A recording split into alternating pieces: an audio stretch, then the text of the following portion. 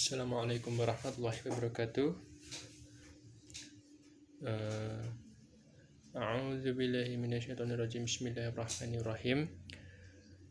Qul ya ayyuhal kafirun la a'budu ma ta'budun wa la antum 'abiduna ma a'bud wa la ana 'abidun ma abattum wala antum 'abiduna ma a'bud lakum dinukum waliyadin. Saya Muhammad Manan Sofyan dari Akuntansi Syariah kelas C semester 2 ingin membawakan sebuah materi yaitu hubungan iman dan ibadah. Secara garis besar, agama Islam dapat dibagi menjadi dua bagian, yaitu yang pertama bagian teori atau yang lazim disebut rukun iman. Kedua, bagian praktik yang mencakup segala apa yang harus dikerjakan oleh orang Islam, yakni amalan-amalan yang menjadi pedoman hidupnya. Bagian pertama disebut ushul dan bagian kedua disebut furu'. Kata ushul adalah jamak atau bentuk plural dari kata yang berarti pokok atau asas, sedangkan furu' adalah jamak atau bentuk plural dari kata far'u yang berarti cabang.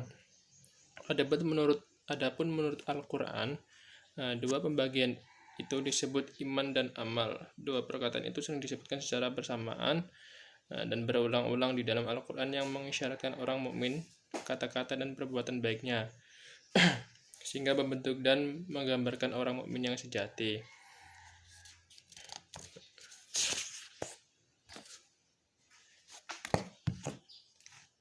Keimanan atau keyakinan-keyakinan yang bersifat teoritis itu membawa konsekuensi yang harus diaplikasikan secara real, yang secara garis besarnya tercangkup dalam rukun Islam yang 5, yaitu mengucapkan dua kalimat syahadat, asyhadu alla ilaha illallah wa asyhadu anna muhammadar rasulullah, mendirikan sholat, berpuasa pada bulan Ramadan, membayar zakat dan berhaji ke Baitullah jika mampu melaksanakannya.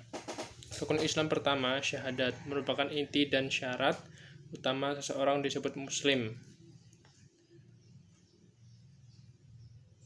Rukun Islam yang pertama ini mengandung unsur akidah, yaitu keimanan dan kepercayaan kepada Allah dan kerasulan Muhammad SAW. Yang B, hubungan iman dan akhlak. Jika kita meninjau sejenak sejarah peradaban manusia, diketahui bahwa agama adalah kekuatan raksasa yang telah mewujudkan perkembangan manusia seperti sekarang ini, bahwa semua yang baik dan mulia dalam diri manusia itu dihayati oleh iman kepada Allah, dan ini merupakan kebenaran yang tak dapat dibantahkan lagi sekalipun oleh orang-orang ateis. Jika mempelajari perasaan luhur yang pada dewasa ini membangkitkan semangat manusia, Anda pasti akan menemukan bahwa perasaan luhur itu berasal dan ajaran dan suri tauladan dari beberapa orang suci yang mempunyai iman yang kuat kepada Allah Subhanahu wa taala. Dan perkembangan akhlak dan budi pekerti manusia pada tingkat sekarang ini terjadi karena suatu sebab itu ialah agama. Jika pada saat ini sanksi agama ditiadakan, rakyat yang bodoh dan rakyat yang jelata selamanya tetap bodoh sekalipun dapat membaca dan menulis. Dia akan terjerumus kembali ke dalam kebiadaban sudah tentu sedikit demi sedikit. Adapun orang-orang yang menganggap dirinya lebih tinggi kedudukannya, tak lagi diilhami oleh cita-cita luhur dan mulia.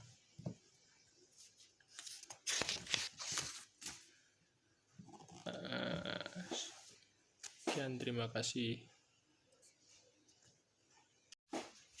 Di sini akan membawakan materi yang kedua, yaitu makna beriman kepada para malaikat, yaitu Makna beriman kepada malaikat yaitu kepercayaan yang pasti tentang keberadaan para malaikat dan bahwasanya mereka adalah salah satu jenis makhluk Allah yang tidak pernah mendurhakai apa yang diperintahkan Allah atas mereka dan senantiasa melakukan apa yang diperintahkannya. Beriman kepada para malaikat mencakup 4 hal, yaitu beriman kepada keberadaan mereka. Yang kedua, beriman kepada mereka yang kita ketahui nama-namanya seperti Jibril.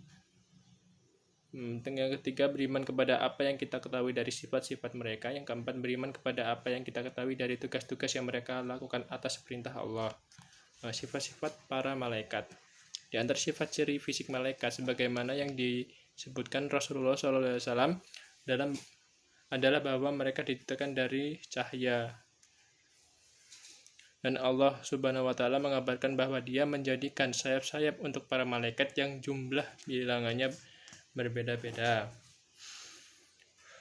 Nabi Shallallahu alaihi wasallam melihat Jibril memiliki 600 sayap. Hadis riwayat Al-Bukhari dan Muslim. Terkadang malaikat itu dengan kekuasaan Allah bisa berubah-ubah bentuk menjadi manusia sebagaimana yang terjadi pada nabi-nabi sebelumnya yang Jibril menemuinya pada bentuk manusia. Macam-macam malaikat dan tugas-tugas mereka. Sesungguhnya para malaikat itu memiliki pekerjaan yang mereka lakukan di dunia ini. Mereka beraneka ragam dan masing-masing memiliki pekerjaan di antaranya. Yang pertama, yang ditugasi menyampaikan wahyu, yang ditugasi menurunkan hujan, yang ditugasi meniup sangkakala trompet, yang ditugasi mencabut nyawa, yang ditugasi menjaga amal perbuatan hamba, yang ditugasi menjaga hamba pada waktu bermukim atau bepergian. Di antara mereka yang menjaga surga dan yang menjaga neraka, ada yang berpindah-pindah mengikuti majelis kebaikan dan zikir, ada yang ditugasi menjaga gunung, ada pula malaikat yang berbaris menyembah Allah tiada pernah berhenti. Mereka berdiri di hadapan Allah tanpa merasa lelah dan tidaklah ada seorang pun yang mengetahui tentara Rabbmu kecuali Dia. Pengaruh beriman kepada para malaikat. Di antaranya dapat kita sebutkan: 1. Mengetahui keagungan, kekuatan serta kemampuan dan kekuasaannya, senantiasa istiqomah meneguhkan pendirian dalam mentaati Allah, bersabar dalam menanti Allah serta merasakan ketenangan dan kedamaian, bersyukur kepada Allah atas perlindungannya kepada anak-anak Adam, waspada bahwa dunia ini adalah fana dan tidak kekal, yakni ketika ia ingat melakul malaikat maut yang suatu ketika akan diperintahkan untuk menjemput nyawanya.